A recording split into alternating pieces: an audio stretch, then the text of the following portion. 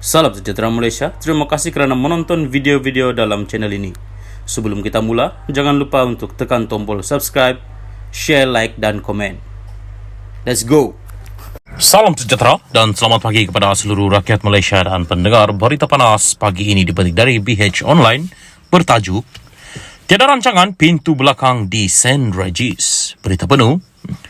Naib Presiden UMNO Datuk Seri Ismail Sabri Yaakob menafikan wujud rundingan pintu belakang yang diatur beliau dengan Perikatan Nasional PN dikenali langkah St. Regis bagi menyingkirkan Presiden UMNO Datuk Seri Dr. Ahmad Zahid Hamidi.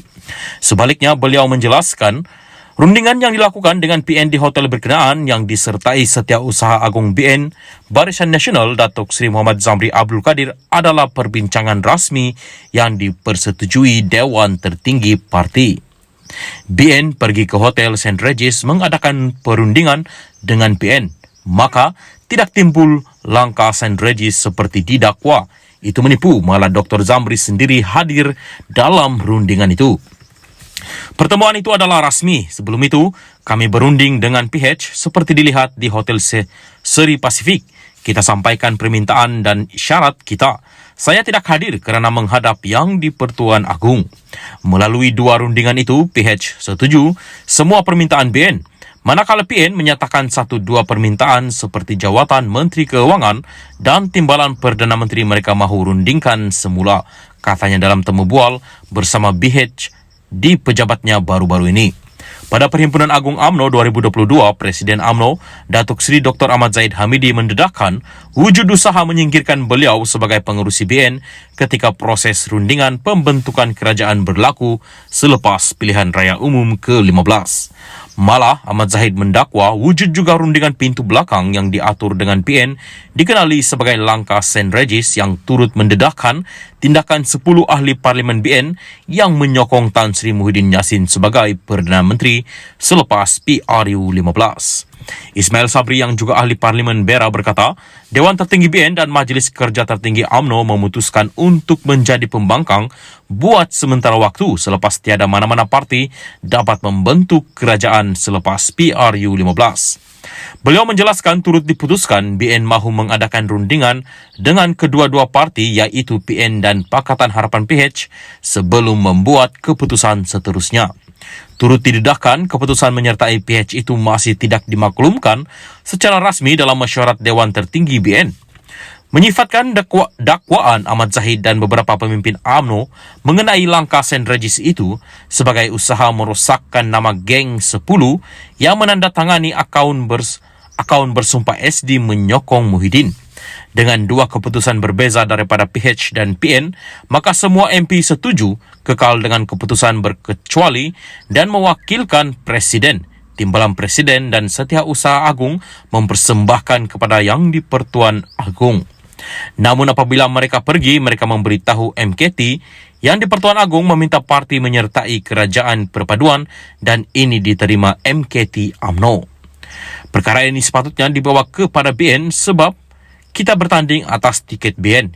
Ini tidak berlaku menyebabkan MCA dan MIC enggan menerima sebarang jawatan dalam kerajaan perpaduan, katanya.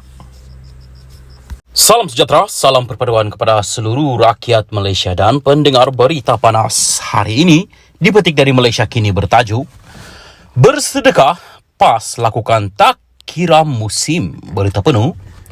Presiden PAS Abdul Hadi Awang hari ini sekali lagi menekankan bahawa amalan bersedekah yang dilakukan oleh PAS itu bukanlah sesuatu yang aneh. Malah, ia dilaksanakan secara tidak bermusim. Kerana dididik dengan amalan itu, katanya pada ahli PAS, termasuk dalam kalangan wakil rakyat PAS, menanggung hutang yang banyak, ekoran berhikmat mereka kepada masyarakat tanpa memilih siapa. Dalam kalangan mereka itu, tambah ahli Parlimen Marang berkenaan, ada yang hanya berjaya melangsaikan hutang masing-masing selepas berserah. Itu adalah bukti hikmat wakil rakyat PAS sepanjang masa dan kepada semua, bukan hanya pada musim pilihan raya umum, pusat, negeri dan pilihan raya kecil semata-mata. Kini selepas ramainya ahli PAS daripada pelbagai lapangan dan kebolehan, usaha-usaha ini diatur secara sistematik dalam lapangan yang lebih luas, katanya melalui minda Presiden PAS di Facebook hari ini. Terdahulu, tular klip video menunjukkan ada individu yang dikaitkan dengan pemimpin akar umbi mengagihkan wang kepada pengundi yang bersumpah atas nama Allah mereka memangka PAS dalam pilihan raya baru-baru ini. Ketika pengkritik menganggap tindakan tersebut sebagai amalan rasuah, Abdul Hadi tampil mempertahankan pengagihan wang tersebut dan menganggap ia tidak melanggar peraturan pilihan raya kerana tidak membabitkan calon atau wakil calon. Bekas duta khas bertaraf menteri itu juga menganggap tindakan tersebut sebagai suatu sedekah. Ikut undang-undang pilihan raya, calon atau wakil calon tak boleh bagi. Orang awam nak bagi sedekah terpulang kepada dia, katanya pada 21 Januari lalu. Isu berkenaan semakin panas dan meluas apabila Suruhanjaya Pencegahan Rasuah Malaysia mengesahkan akaun bersatu dibekukan agensi itu sejak beberapa minggu lalu bagi membantu siasatan mereka. Bersatu dan PAS merupakan antara parti komponen Perikatan Nasional yang kini menjadi pembangkang. Kata Abdul Hadi, PAS telah bersedekah melalui pelbagai platform dan tidak hanya terhad dalam bentuk wang, bahkan turut membabitkan perkhidmatan yang diberikan oleh jentera dan wakil rakyat parti itu. Dia turut berkongsi kisah liku-liku cabaran yang dihadapi oleh penyokong PAS ketika membantu pelbagai pihak termasuk mangsa banjir di kawasan kubu parti kerajaan. Menurutnya, pengorbanan PAS tanpa mengharapkan upah itu dapat dilihat oleh parti lain yang bekerja sama dengan mereka.